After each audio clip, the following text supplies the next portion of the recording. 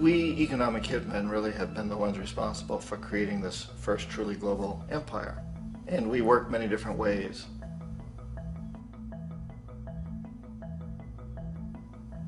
But perhaps the most common is that we will identify a country that has resources our corporations covet, like oil, and then arrange a huge loan to that country from the World Bank or one of its sister organizations.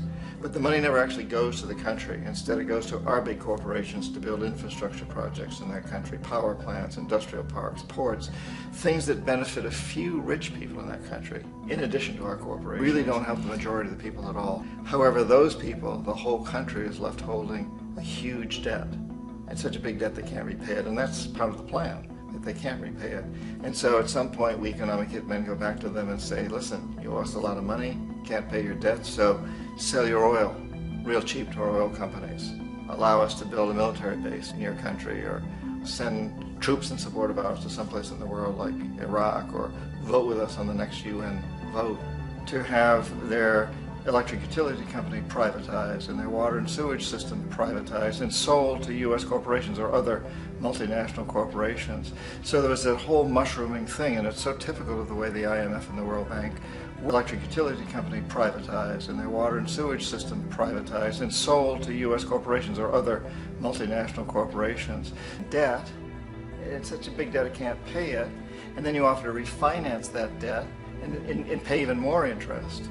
And you demand this quid pro quo, which you call a conditionality or good governance, which means basically that they've got to sell off their resources, including many of their, and you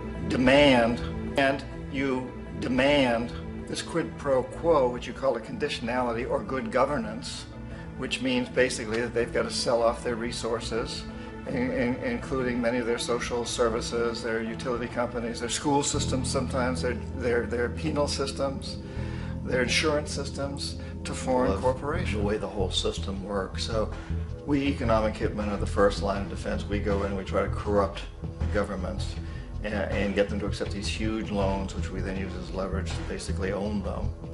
If we fail, as I failed in Panama with Omar Torrijos and in Ecuador with Jaime Roldos, men who refuse to be corrupted, then the second line of defense is we send in the jackals, and the jackals either overthrow governments or they assassinate. If it had success, he'd still be running the country.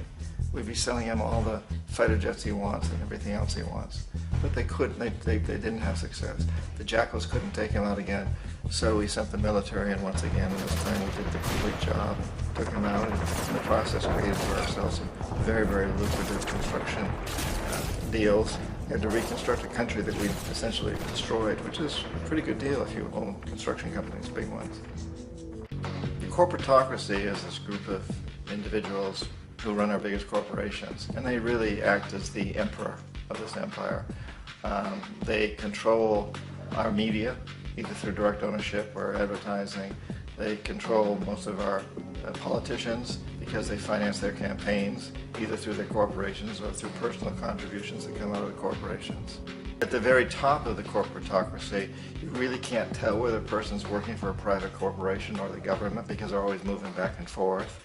Our government is invisible a lot of the time, and its policies are carried out by our corporations. Our government is invisible a lot of the time, and its policies are carried out by our corporations on one level or another.